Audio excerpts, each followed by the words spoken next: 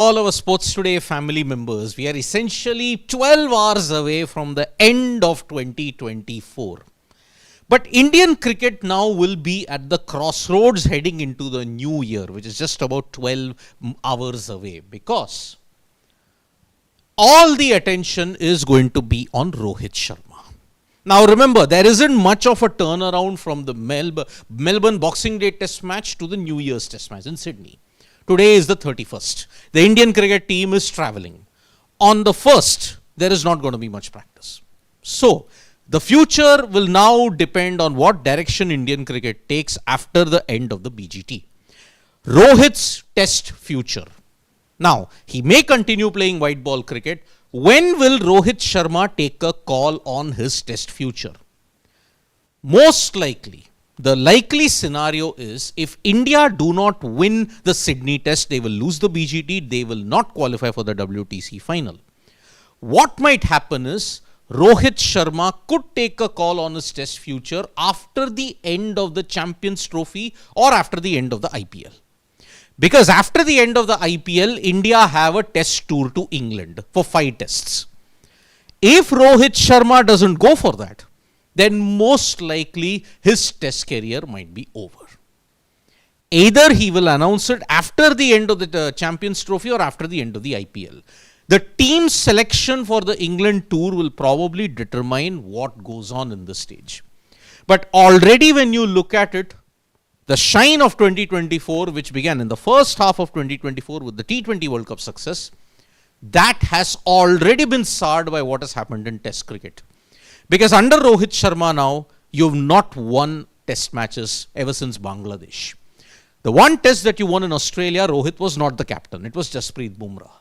So Rohit's Test future will be determined by these 3 circumstances. How India do well in the Champions Trophy, whether he does it in the IPL, or if he doesn't pick himself for the England tour, then Rohit's red ball career could be over. Because age is clearly not on his side. He's 38. He'll be 39 soon in 2025. Can he continue playing all formats? T20Is, he's retired. Can he continue playing ODIs and tests until 2027? That seems to be very, very problematic. Everybody in this WTC cycle are accusing South Africa of having an easy route. Everybody has told Sports Today also that yes, please do us a video on the fraudulent WTC system. However, Conrad, who is the South Africa Test coach, he is not apologetic for the way how the team has qualified for the WTC final. Because look at it. South Africa sent a B team to New Zealand and they lost for the first time, 2-0. But yet they are in the WTC final.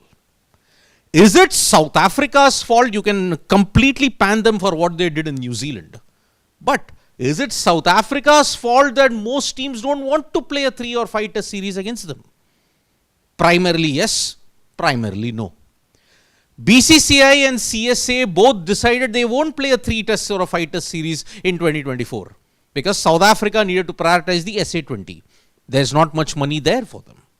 On the other hand, a 3 test or a 4 test series or a 5 test series is only the prerogative of the big 3 because they have all the money. So looking at the money, looking at the broadcaster clout, looking at fan anticipation, India, South Africa or any of South Africa's series do not have that high billing. That is the reason why South Africa make it to the WTC final. It is all their doing. They have gotten there because they haven't lost a single series after the New Zealand debacle. They beat West Indies, they beat Bangladesh in Bangladesh. They also have beaten Sri Lanka. They have beaten Pakistan in the one test that mattered. So that's why they're in the WTC final. If the ICC want to have a look at it, every test series has all the teams that play have to have equal number of matches. There can't be 2-3 teams which have lots of other games but others have very few and chances increase then. Melbourne was a heartbreaking loss. Let's make no doubts about it. It was where India could have saved the test match, but 7 for 34. Remember that number, 7 for 34. The lower order absolutely capitulated. And because of that, India will head into Sydney with low spirits. However, the weather has improved in Sydney. Just one day you've got a big threat of rain. Apart from that, you're fine. India's schedule in Sydney is that they're traveling today, so there will be no practice. First is a holiday, so there will be no practice. Second January, there is a practice session. You'll have the press conferences, but there is rain on 2nd. 3rd, 4th, 5th, 6th, the weather is fine. So how will India acclimatize to the Sydney conditions? That we do not know. Whether India will be in high spirits for what happened, because India have not won in Sydney for the past 3 decades. They lost in the 90s there. They lost in 1990. They drew in 1992. They lost in 1999. They drew in 2004. They lost in 2008. They lost in 2012. They drew in 15. They drew in 19. They drew in 2021. So India have not won for quite a long time in Sydney. And if you look at BGT, Australia's fortress actually is Sydney when you look at India versus Australia contest. So India, no practice on 31st, no practice on 1st. 2nd, they'll have a press conference, but there is rain. So how much will they get a chance to practice? That we do not know. By the way, let us not read too much into practice sessions. We've seen it in Melbourne. We have seen it in Brisbane. They all look excellent in the nets, but in the center pitch, they are absolutely woeful. World Rapid might be over, but today the World Blitz events began. And in the Indian section, only Vaishali is there in the quarterfinals, in the knockout stages. So, the Blitz championships ended with all 13 rounds being played today. Vaishali Ramesh Babu was the only individual who made it into the top 8 from the Indian contingent. Koneru Hampi could have made it, but she agonizingly missed out. So that is why Vantika Agarwal, Divya Deshmukh, all the others, they've finished well outside the top 20. So in the top 8, only Vaishali Ramesh Babu is there in the Indian women's section. Hampi just missed out by a whisker.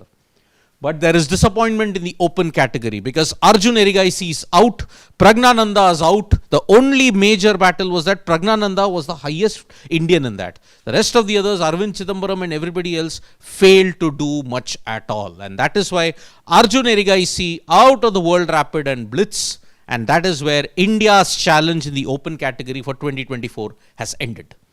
Chess is over for the open category for the women. We'll be having it tomorrow. Tomorrow is the last day. All the quarterfinals will happen in the midnight period. One hopes that Vaishali can do it and ensure that she becomes a Blitz champion. Then it will once again be an Indian sweep when you look at it in certain sections. Hampi World Rapid, Vaishali Blitz.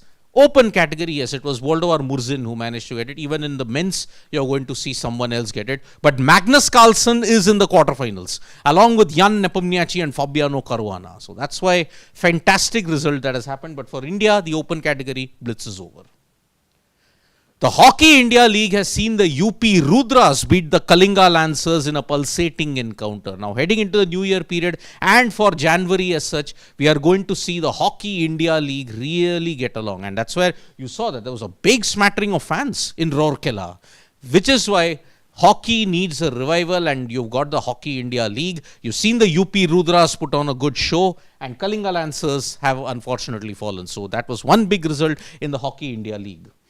But we are now ending 2024 and because of that you're going to see certain major things that we are going to discuss today in the dugout. Do check that out.